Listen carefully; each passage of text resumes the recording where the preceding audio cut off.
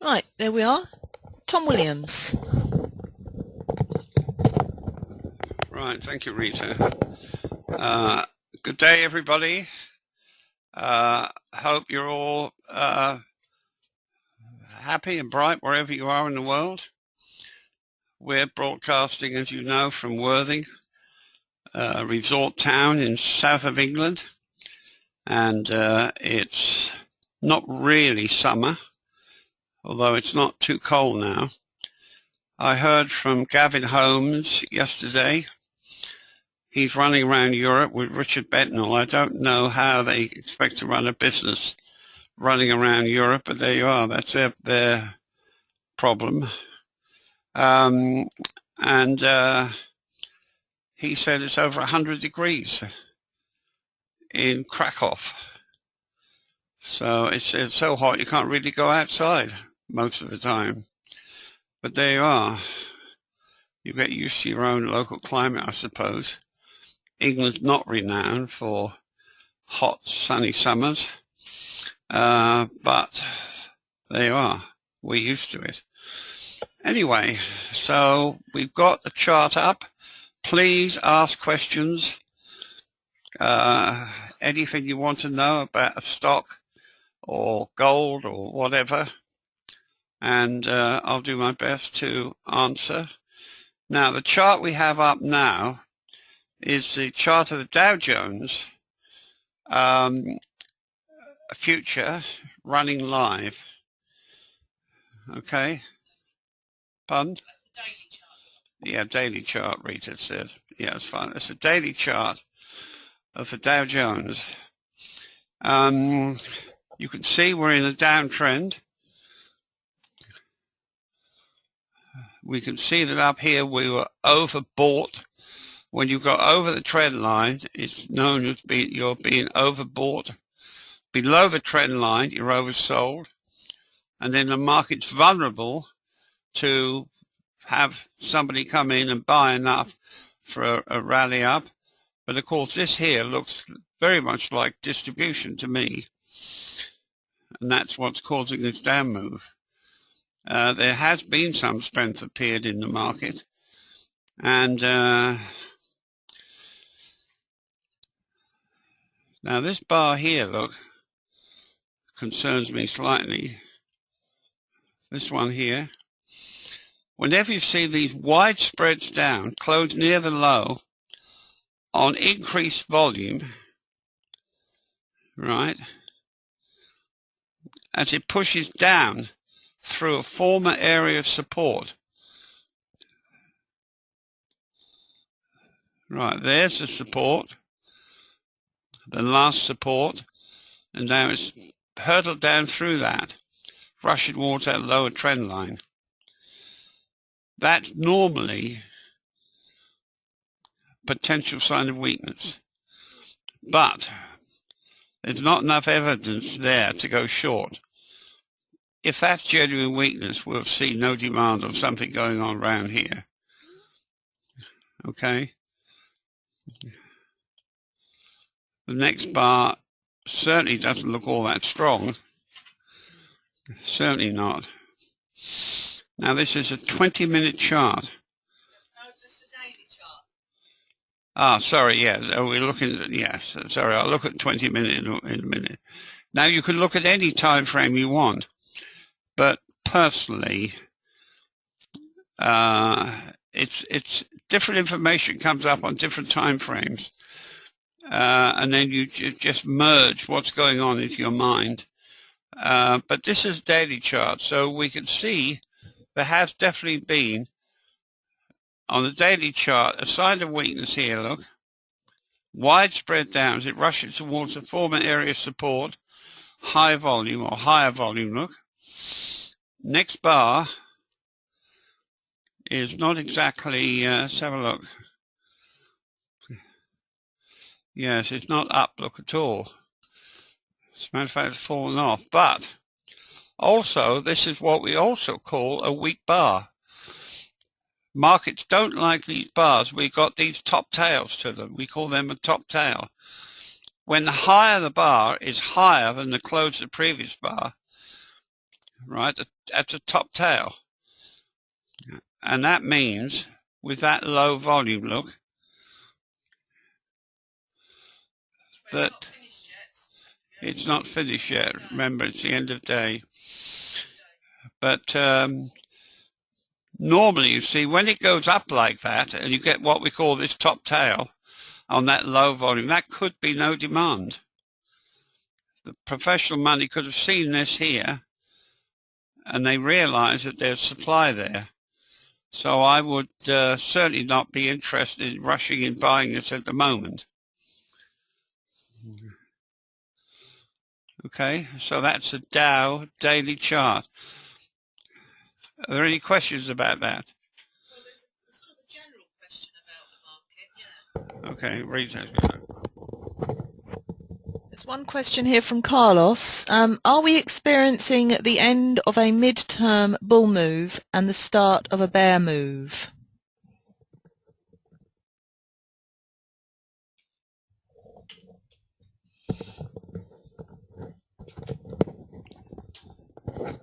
Sorry, repeat that. Are we experiencing the end of a mid-term bull move and the start of a bear move? No.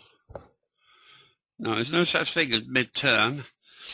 You can't categorize the market. It's saying, you probably picked that up from somebody out there talking through their head. There's no things as, you don't use patterns, you don't use mathematical formulas, you don't say half terms. There are no half terms. The market moves on supply and demand, and you read the chart. And it's certainly not, it's fallen, the market. So how can it be the top of I mean, there's the top there, look. Okay, so no, don't get these ideas stuck in your head. Because that's why people, you know, if you think these sort of ideas, right, they may sound good on paper, or when somebody says that out there, but it's not, it doesn't help you. It's creating a gut feeling that prevents you from analyzing these markets properly. There's no such thing as half terms, and I don't care what people say. Market moves on supply and demand. That's what you've got to analyze. Any other question, Rita? Yes. Yes. From Jerry, assuming the market movements are predetermined ahead of time by smart money, during intraday trading, how can you determine where they plan to take the price for the next battle between the bulls and bears? Is it simply the next high volume bar as the target?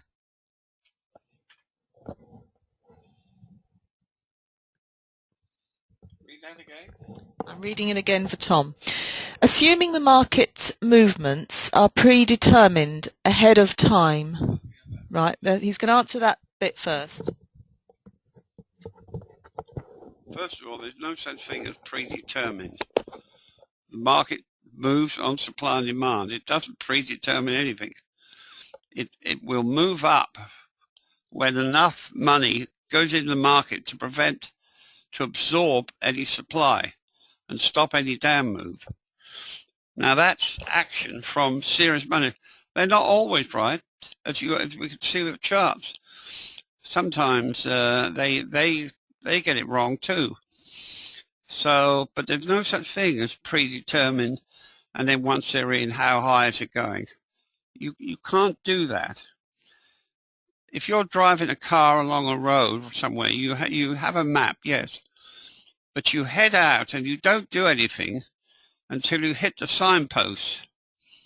But you haven't predetermined where that is until you get there. So you're doing damage to your own analysis there, so be careful. Hang on, he's going to read the rest. The next bit is, during intraday trading, how can you determine where they plan to take the price for the next battle between the bulls and bears? Is it simply the next high volume bar as the target? Well, it's not the next high volume up bar because it doesn't exist, does it? It hasn't arrived yet. I mean, try to put yourself in the shoes of smart money, right? In your analysis, right, and other things, whatever they're using. If you can throw in 100,000 contracts into the arena, you know that amount will probably stop the down move. Now that's really all you know at that moment, right? And then once you generate a move up, other professionals will probably follow you. But you've got to be careful not to think along those lines. See, these are all ideas that are being generated from outside. It's not VSA. VSA moves on supply and demand, and yet nothing happens until you see it happening. And that's why I say to you, don't trade unless you actually see the principle occurring in front of you. What would you say about that, Rita? Exactly. Just look at the chart. The chart should be your only source of information, really. The chart doesn't lie. You can think up all sorts of things and yourself, and I've done it before, and I've talked myself out of trades, and I've been influenced by things that people have said and news and all sorts, and it's all doesn't help me at all. Sebastian Manby's in the room. He says the market follows the path of least resistance, looking for pools of liquidity. When it hits that, then if strong enough, the market will reverse. Hang on, I'm just right. That's okay. Jerry says thank you, Tom. Okay, I've put the 20-minute up here, but Sebastian, are you talking about the 10-minute Dow? Oh, hang on. Gregory, all right, okay, we'll go to that in a minute. Gregory's saying, how do we define the least path of resistance? Can you define that, Tom? Well, the beautiful example, of course, is a test in a rising market. They're telling you there the path of least resistance is up because they've tested the market and there's no supply. It's supply that stops up moves.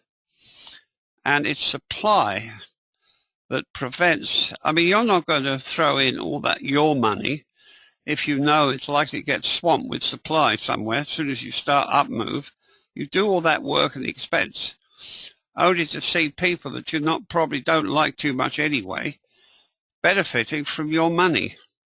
It's not on. I'm sorry, that's how it works. But you can see it on the chart. Yeah. As you say that, can I just butt in? Carlos is saying, well, where's the path of least resistance on this daily chart?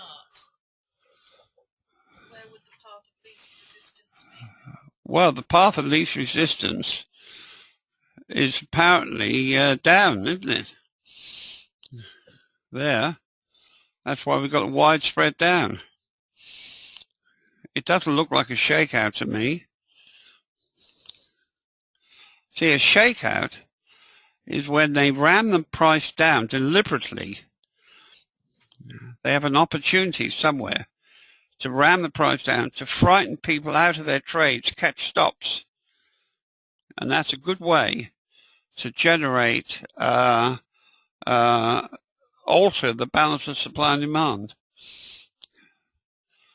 But here, you see, on this daily chart here, this is Dow Jones, remember, daily chart. I mean, we got weakness here, look. No demand. Now, what no demand means is that the professional money are not interested in high prices, right? Because if they were, you certainly wouldn't have a signal produced like that. Now, admittedly, there's a green arrow next bar. That's because the volume is low. But there's no response, look. If you've got a green arrow after red arrow, you would expect higher prices immediately. But if there isn't, that's surely a sign of weakness. And that bar down, look, it's fairly wide, close near the low. That's showing weakness. Right?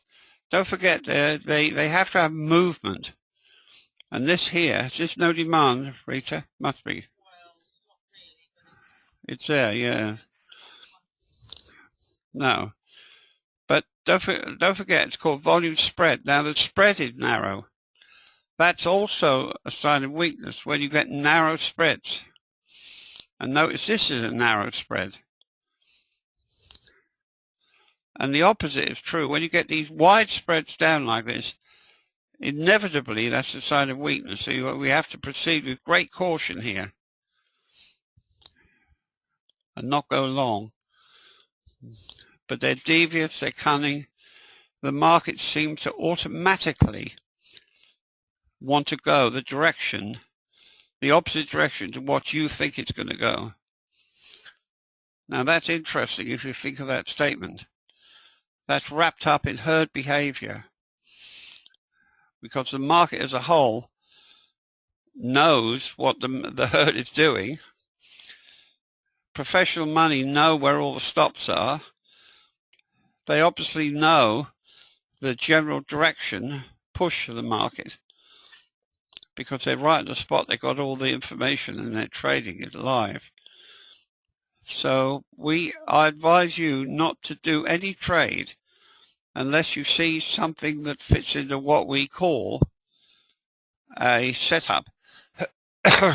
Now, Gavin, in his wisdom, is supposed to be doing something along those lines. Now, he hasn't consulted me. He hasn't consulted Philip Tristan. He hasn't consulted anybody that I know about how this is going to work.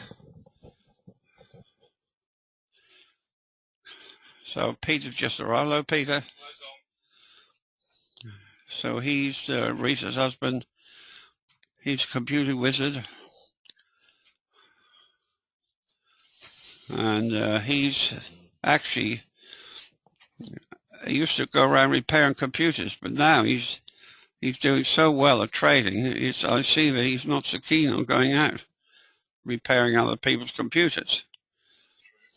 True, he says.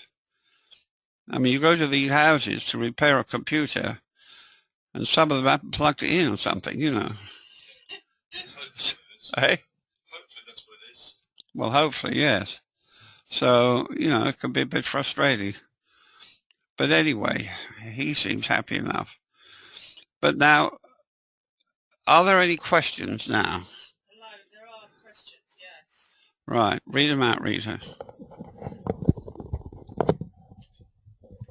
I don't know where to start, but right. Well, this, Tom, is the 10-minute because Sebastian, a little while ago, said we have a test on the previous 10-minute bar with support on two lows in the background, and well spotted, and that's what you might want to call a setup there with the high volume here.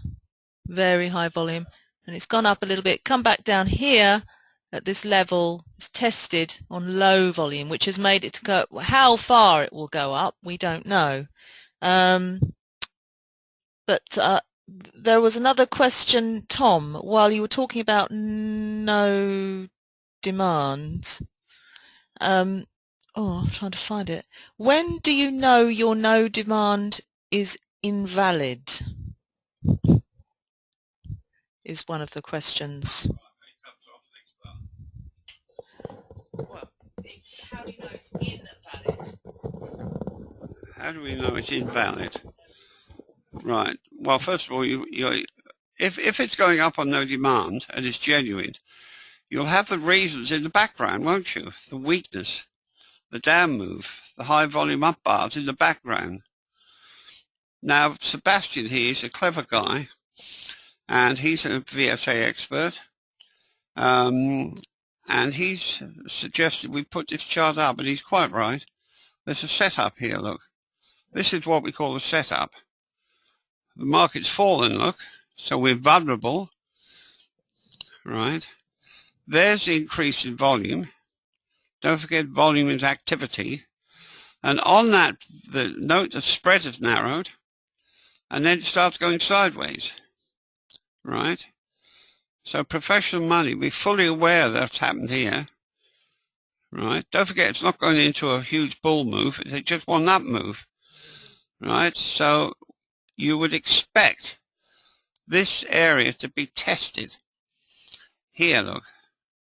In other words, we know they don't like taking the market up. If there's people there in the background liable to swamp their up move with supply. So what they do, they test it before they move. So that may have been called a springboard in some areas.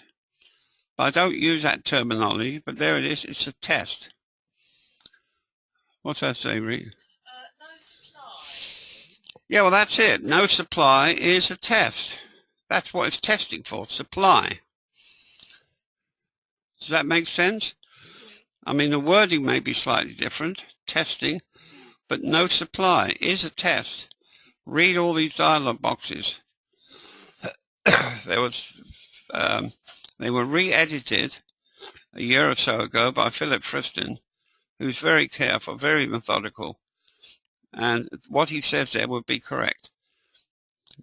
So you can see what a test is, look. You know it's a test because it's a down bar, and that spread is narrow, right? These are all parts of the test. The low is in what I call fresh low ground. In other words, there's nothing immediately to the left, the low. You've got narrow spreads, close in the middle, and look at the volume, it's low.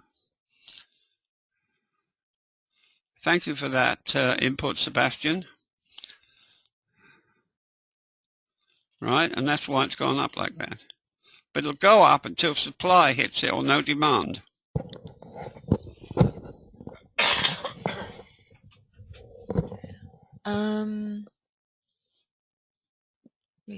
Oh gosh. Edmund, we're going to answer. Edmund's been very patient. FSLR. Please look at FSLR. Peter's just putting it up.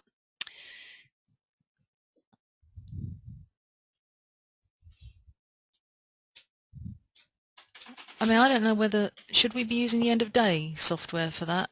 But I don't know. Anyway, Edmund is saying from last Thursday's bag holding signal. Oh, Tom, so it's had an, I bet that one is a bag holding. Yeah, there's a signal there, bag holding. That one there, yeah. Hang on, where are we? From last Thursday's bag holding signal, I bought on last Friday's high, but got out on Monday's close because it always closes on the low. So it looks like that stock is still weak. Yeah, well, there's a very narrow spread, no demand up bar there. Well, you're quite right. This stock does look weak. Now, obviously, the computer can't get it dead right because it can't see what human beings can see. But I looked at this chart straight away. First of all, these moves up look very weak. That looks like distribution there to me. Okay, this would be the supply coming in, go sideways, then they move it up deliberately to convince you that you've got it wrong, right? Is that on low volume? Not wonderfully high, but anyway. But in hindsight, you can see that's definitely looks like a distribute. Well, it is distribution. They mark it down vigorously. Look, even gapping it down. That's done deliberately. That's not by accident, because all those people that would now be locked in this area, and they've automatically became weak holders. In other words, if they're long, right? They hold long positions. They don't like this. And the way the herd thinks, they think, right, I don't like this, but I'm going to wait until that goes up, and then I'm going to get out of this. If you were clever enough to think, I want to go short, you missed it. Then here you think, oh, I missed that, so I missed the short. And that's why you get these wide spreads down like that. They're confirming the weakness in the background. Now, I know it's got a green arrow on it, look. But you see, I don't have access to a programmer, so I can't modify these signals in any way. That's the wisdom of Gavin. I can't do it.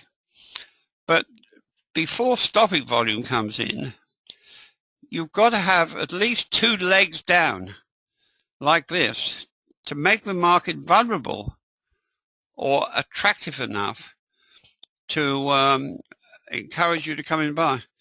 I think I was saying to Peter a week ago, I said, look, if your house next door was up for sale and it come down, whatever, a few thousand, you may not be interested. But if it keeps falling, at some point you'll become interested because you know it's a bargain. And the same thing in these markets here. They have to mark them down heavily. You have to have loads of weak holders, and you have to see stopping volume coming in, right, genuine stopping volume, to accommodate or accommodate the professional money wanted to come back in and change their positions.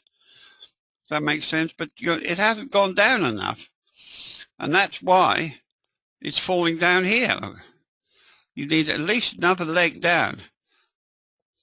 Now here, this one's right, look. This is no demand. Right, so that's fair enough. So that's a sure sign of weakness when you see no demand like that. But this, to me, definitely looks like accumulation. If we could study, if you were that really interested, you'd study intraday charts and see exactly what was going on there. But these wide spreads down like this, the whole idea is to lock traders in or out of the market. And they're not there by accident. That's why they're there. And that's really why you must have stops and get out of these trades. Because if you look at them, the way the whole thing works is they put pressure on what we call weak holders, that people that were up here in this area who are now under pressure.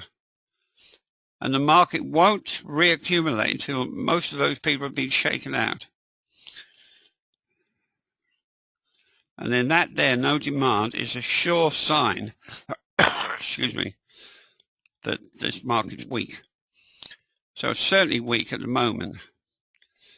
But you've got to have vulnerability in your favor. Now imagine this is your house you're living in. And you suddenly, the price falls, the house next door, you think, oh, that's interesting. But you won't rush in and buy it, because why? Because it hasn't gone down far enough.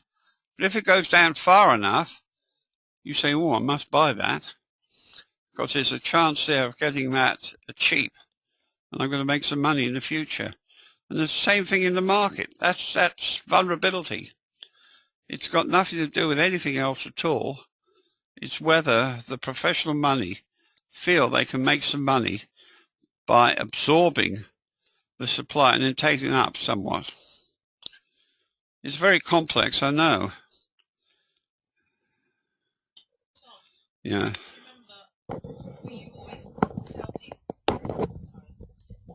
Tom, you're always saying to people you want to be looking for stocks that are acting stronger than the index if you're going to buy. So if Tom had looked at this, what would you have said, Tom? Well, it's not acting stronger than the index. As a matter of fact, it's acting weaker than the index. So you would not be interested in this on those grounds alone.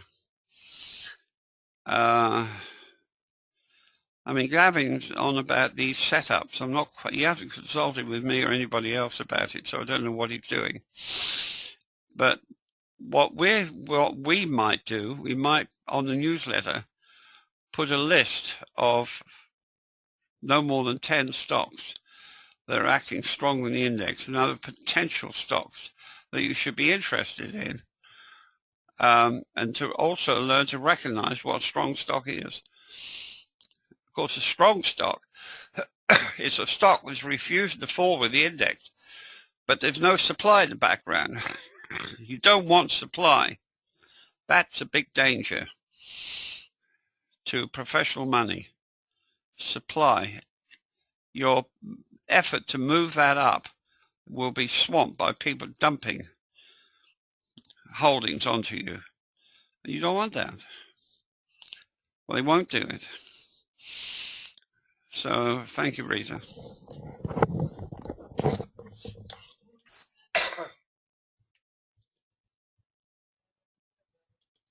minutes or something. Well, we had this, but oh my goodness. I'm just going back to Carlos. Your question is, was it on this chart? And if you could put a reply into the question box, and we'll talk about it. But there's a question here, Tom, from Grigory. In all VSA trainings, we were told that setups consist of 3 signals. Now Tom is saying that this is a setup, but it contains 2 signals only. So are there any requirements for the 3rd signal, or those 2 are enough?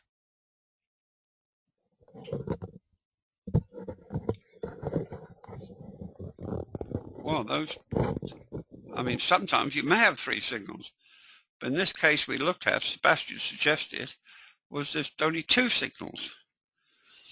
And if you must learn what the principle behind it is working.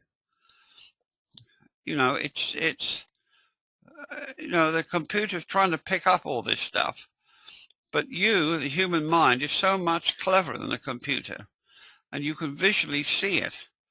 Try to learn the principle that's going on behind this.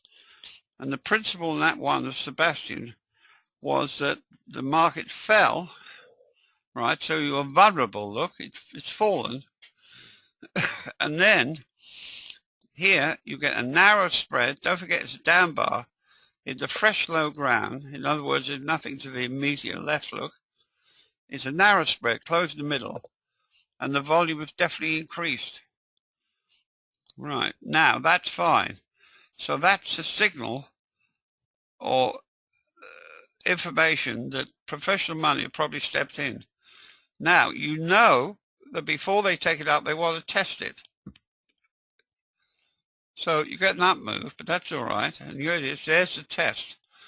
And we even got a signal on there to show you that this is no supply. No supply is a test.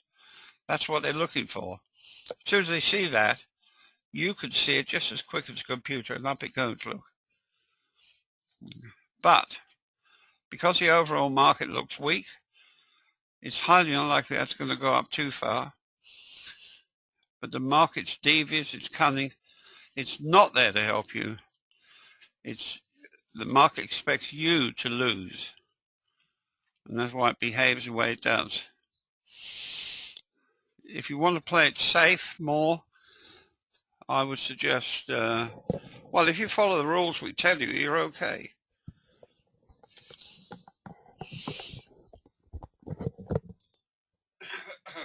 Just setting something up because we've got a question. Right. Carlos says, this is, by the way, Tom, this is that same chart, the 10-minute of the Dow. So Carlos is saying, this is yesterday's action. He says we had the same setup that we've just been looking at the New York Open, but it failed. Could you elaborate on that, Tom? It looks like the same setup, right? I mean, if I was looking at that, yes, I would be aware that it's down a narrow spread, closed in the middle, and the volume's low. But is that? This is the bit. This is the market open here. There. Yeah. Now the thing is. That failed. Can you see that? Yeah, I can. Right. But it's the market open. Now the market opened here, but look at this high volume. You've got this behind you. You've got these, should we call it, edible reserves hiding in the forest, look, in the background. Now they won't like that. That's definitely heavy supply, look. There in the market, so it falls. It's falling on the fact that you've got this supply here. Okay, now, if the market was bullish, you'd expect it to do just what it did on that recent time frame, go sideways and then test. So we have a down bar here, right? Now, first of all, we notice that this has what we call top tail, which is all very well, but strong bars don't have that. Strong bars, if that was a shakeout or a springboard, then it doesn't go up. It starts falling right from the close of the previous bar down and then up. So it's not perfect by any means. But it did go up a little bit, look. So the market did go up a little bit, so you could have made a little bit of money there, look. You've got some supply coming in, no demand actually there. Yes, no demand. No demand, to warn you, if you've gone long, right, it's never a good idea to be long when there's no demand. But the market's devious, it's cunning, so it goes up next bar to tell you, yes, you're wrong. Right, it falls, and you've even got a green arrow here. And that green arrow, don't forget you're looking at the overall action of professional money, right? It's obviously a bit mishmash here. Okay, so they say, right, we'll have an upthrust here. So they mark it up, look. This idea up here, this we call it top tail, catches stops, right, and misleads as many traders as possible. Then off it falls, look. Okay. But it's not an obvious setup, that chart we just seen.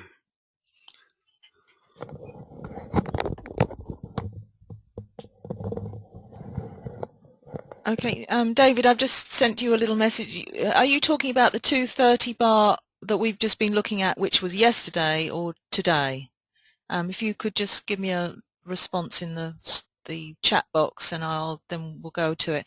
Craig is asking, would you explain pivot points that are built into the software? Do you use them?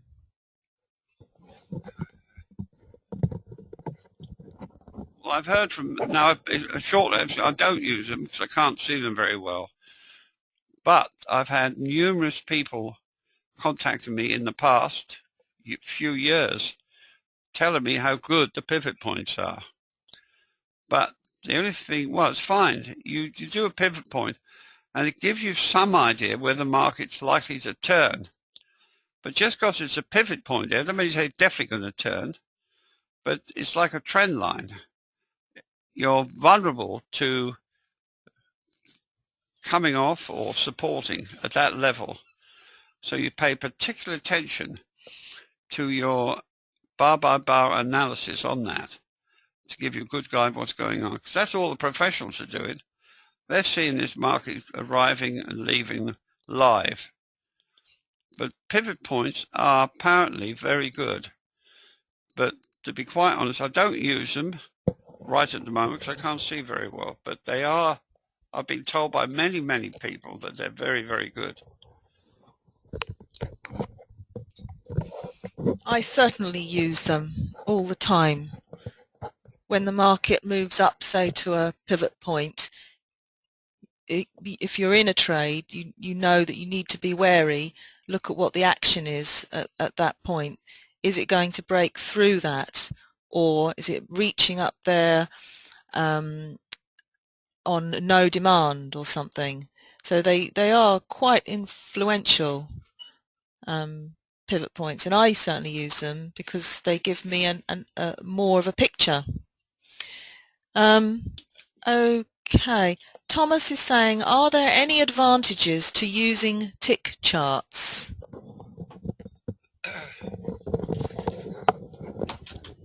Well, if you get genuine tick charts, they're fantastic.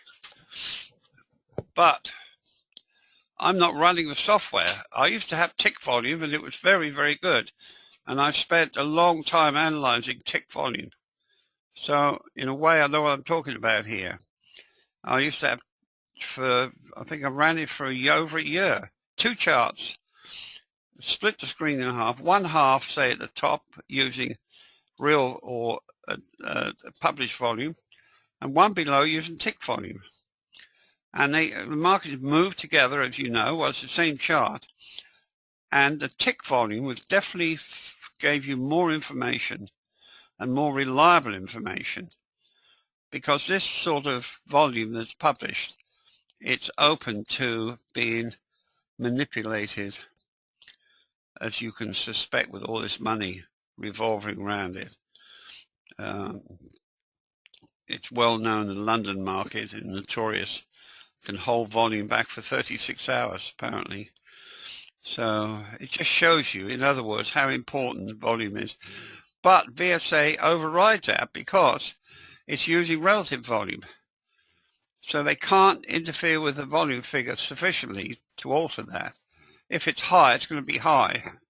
If it's low, it's going to be low.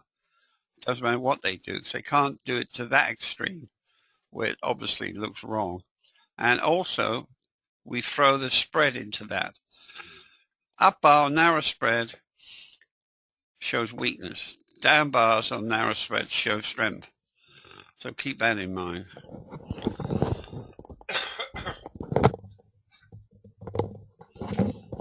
I've got a question, Tom. Well, there are no more questions on the screen, so if anybody wants us to look at a chart, or you've got... Oh, hang on. Could you... Yeah. Sebastian saying, Rita, you could have made more than your 20 point today since you started the seminar. Is that sod's law? Well, yeah, it is. So often we've been watching and watching, and then you go off and do something, and just as you were out of the room, it's almost as if they knew you were out of the room. All of a sudden, there's your test. You come back, you've missed it. Yeah, that's right. Yeah, very much. This bar here, Tom, that finished just here, right? It's on low volume, so it's up at an area. If you see where I'm here, there is no demand. Yeah, so could you say possibly it could be a test? Yeah, it could be, because the most of the bar is below the close of the previous bar. But hang on. But we are kind of at a level there, aren't we? So all these things, yeah. So Tom's saying that's probably why they tested it. So all these things are things to be very cautious about. The levels we're coming to, or aware of these things, these levels, and what the market does at these levels. I had a failed test once in the 10 minutes not that long ago. And it failed because it was at a level, and the market fell, and probably I had failed to see weakness anyway. But yeah, so it'd be interesting to see what happens with that. Tom's saying it definitely looks like a test. So the next bar is going to be finished in 7 minutes. Yeah, so Tom's saying if the next bar is not up, it shows genuine weakness. So do you want to move on to the S&P or something else, Tom? Gold. Is that up to date? Do I have to do reload, Pete? I do. I just got to reload the data. Oh, is that right? Hey? If we can believe that. How about this then, Tom? This is gold. Hey? We'll go... Would that be up here? Can you do it? We're just going to try and put gold up on the end of day. And oh, Peter's saying ES is a good idea. Okay, well after we've looked at this, we'll look at the ES.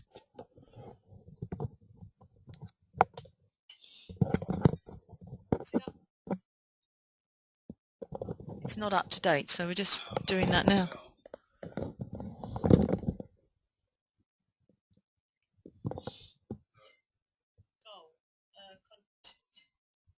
that gold? Hang on. Yeah, just making sure. 19th. Oh. That's weakness, isn't it?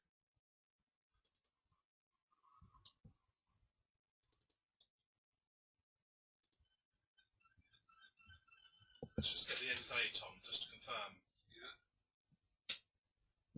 Yeah, we're putting the end of day up because we don't believe that chart, but on the futures, well, it's...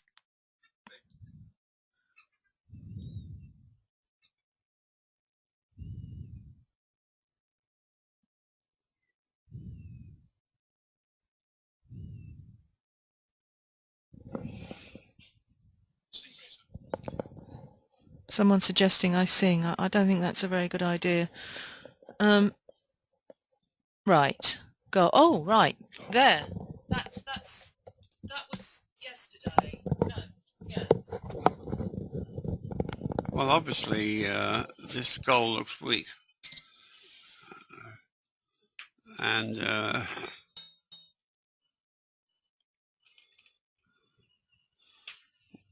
I mean, we got signs of weakness up here, look. They're all fairly clear, look. Lots of signs of weakness, look. That's bogus one, no demand. Yeah, no demand, yeah. Well, that's no demand, yeah. There's no supply. Yeah, well, they're holding... See, when you get these alternate signals like this, what it's telling you, well, especially in hindsight, is there's heavy supply here, but they're trying to support the market because they don't want it falling and losing control. They want to sell you more on the next wave up, look. And that's exactly what they're doing, look. Yeah, so they are. So that's what the software isn't capable of telling you what I'm telling you, unfortunately, at this stage. Okay, so then they've got you what Gavin calls a gotcha bar, which is that widespread down, close on the low. The idea is to lock as many traders in or out of poor positions as possible. On that, it goes sideways, look, for some time, look. But it's got to be no demand here somewhere. There it is, and there it's falling. Steve is saying gold has gone sideways today. Well, yeah, I expect it to. But it's not going to... That is a sign of weakness there, look. Here. Here. I don't care what they're telling you, that's weakness. What's that say, though? Well, yeah, there is some stopping volume there. That's why it's gone sideways today. But there's not enough evidence there to say, oh, I'm going to buy this now. This is all weakness. And although you've got stopping volume here, it may go sideways on that. Don't forget, for markets to go sideways is also a cunning move, because whatever position you're in, it's either satisfying you or giving you hope or despair, one of the two. So actually going sideways, say like here, that's not by accident. It's all part of the procedure to wrong foot you as an analyst. But you've got weakness in the background here, right? You've got this widespread down here. On that, it's going sideways and you get no demand. So it's telling you the market's weak. And that's why you must use stops, because normally they're not there to get you out of trouble. They're there to lock you into a poor position, so you are definitely what they call a weak holder. Weak holders are vulnerable to be shaken out of the market. And that's like this, for example. Gap down bar and it's terrific high volume. That could easily be hidden strength, admittedly. But these markets are gap down like this, widespread. It's not a healthy thing. You should not be interested in that at all. Oh,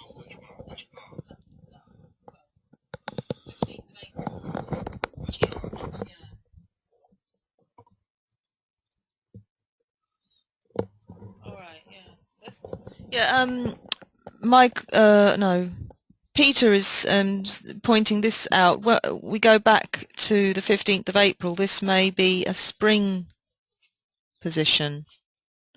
Well, hang on, it's not a spring. Hang on, we've lost it. That's a lovely setup there. It's not a spring though, but it's a beautiful setup with that very high volume and then followed by a test.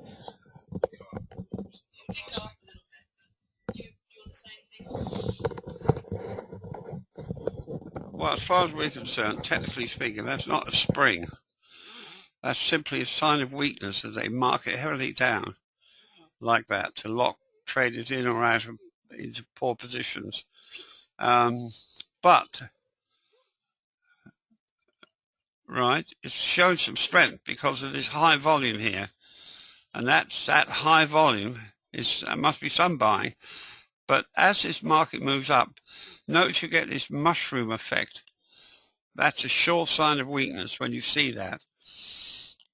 Right, that's about the only pattern I ever suggest you look at. When these markets roll over like that, it looks like a small smooth hill, doesn't it look? That's like that because they're selling. Every time it goes up, they're selling. And that rounds it over like that. I personally don't follow gold. I would suggest you specialize. So whatever happens, you can read it.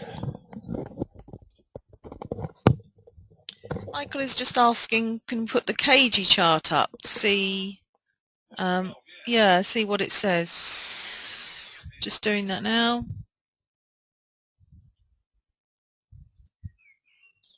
So it's saying yes at the moment. Well, that's showing a weakness in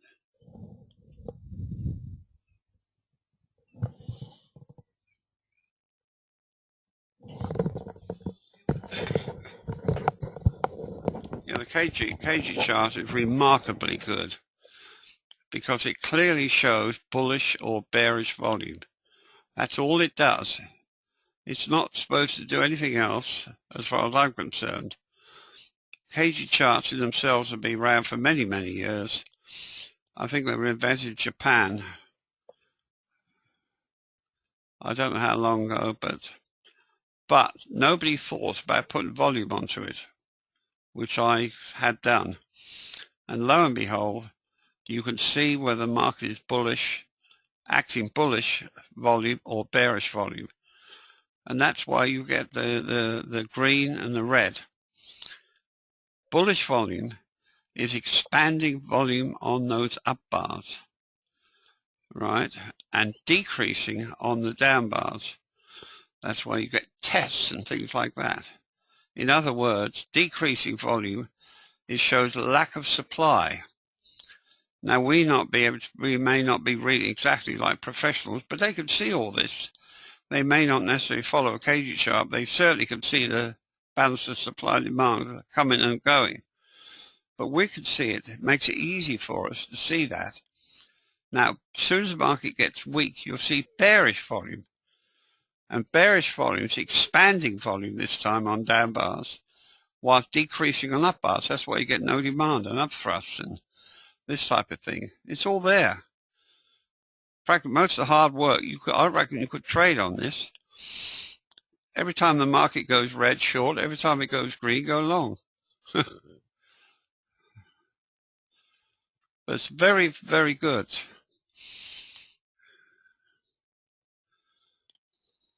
I can't see it all very well because I had this done many, many years ago. I didn't realize how good it was. You know, we tie that with doing other things. It's extremely good. And it's showing the market weak at the moment, is it, Peter? Yes, red. Now that's one of Rita's favorite signals. Sorry, I'm being a bit childish, but I did say. Anyway, Peter is saying, oh God, on, you've moved off the chart, Peter. GC, put more bars on the screen, including the bar of yesterday, then the potential spring could be seen more clear.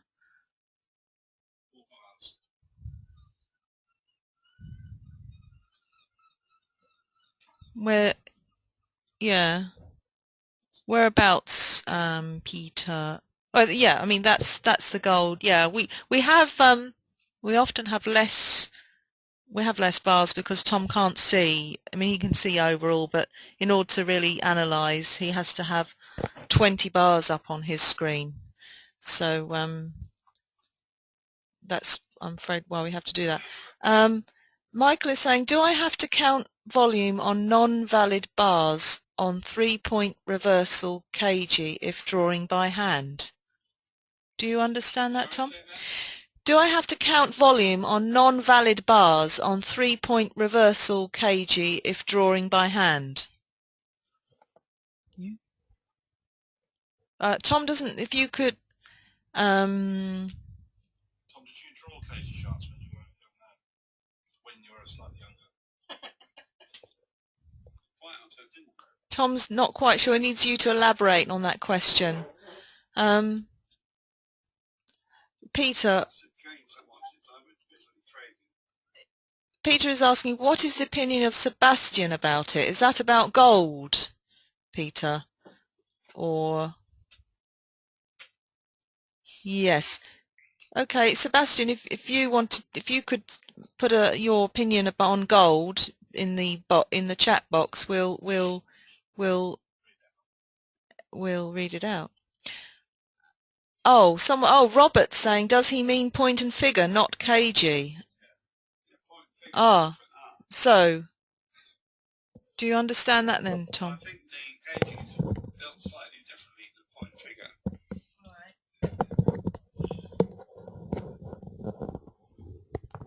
But yeah, I know all about point figure because I used to draw them.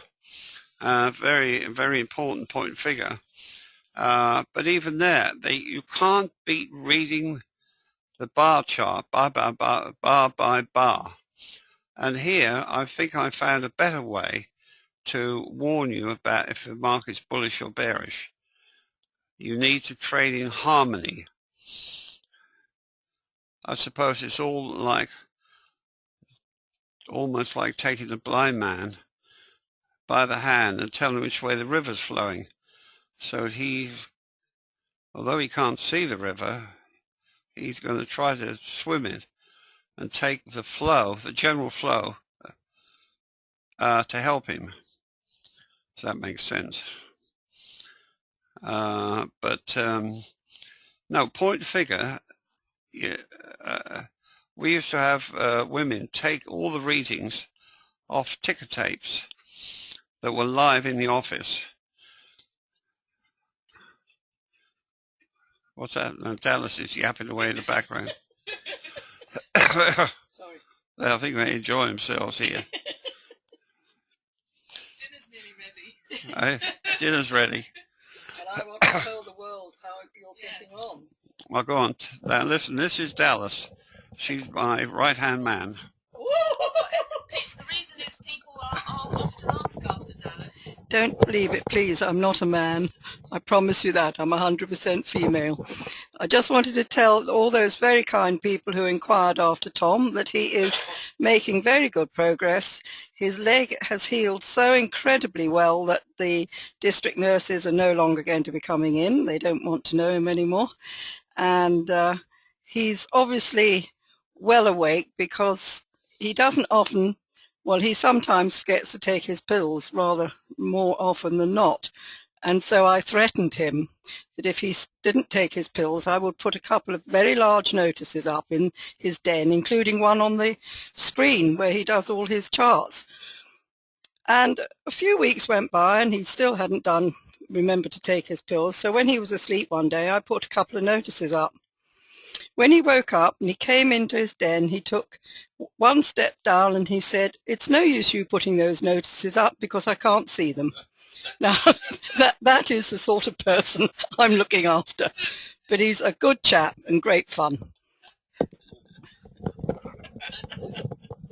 Thanks for that, Dallas. All right, we're going to sign off soon. Can you put what Sebastian's talked about gold? He says gold is weak. It has broken support, which is quite clear on that chart. So that's Sebastian's opinion. Can you put say just the 5 or 10 minute of the ES up, Pete? We'll just finish on that, and then hang on. That's our Dow, which the ES will probably be the same. 7 minute. It's your 7. Oh, but look, there's well. That's the. We'll put the 15 up. That's the 15 minute. Not so clear on the ES, though, is it?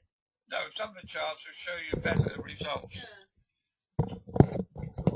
But if you've gone long on that setup below, which Sebastian pointed out was a test, which is quite correct, then you stay long until you see an obvious sign of weakness come in. And that upthrust that we saw on that previous chart, sometimes they seem to stand out more on some charts than others. But that's a sign of weakness. And what will probably happen now, it'll probably mess around going sideways for a bit, and then it'll try to go up on no demand. It's Friday. Remember, they do their utmost to mislead you on a Friday as much as possible. Don't believe anything you hear, read, or see about the stock market. It's probably, well, I'd say almost it is. I've never seen them any